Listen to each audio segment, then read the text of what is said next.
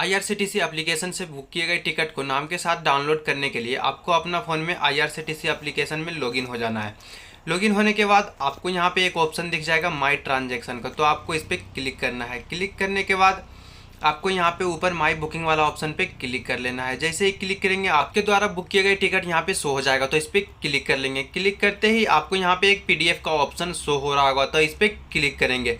Click करने के बाद आपके सामने एक पॉपअप ओपन होगा, तो यहाँ पे आपको ओके वाला ऑप्शन पे क्लिक करना है। जैसे ही क्लिक करेंगे आपका PDF जो है डाउनलोड हो जाएगा। चलिए हम माई फाइल में जाके आपको दिखाते हैं। तो यहाँ आ जाएंगे। यहाँ आने के बाद आपको डॉक्यूमेंट वाला ऑप्शन पे क्लिक करना है। देन यहाँ टॉप में ही आप देख पा रहे होंगे हमारा टिकट जो है डाउनलोड हो गया है।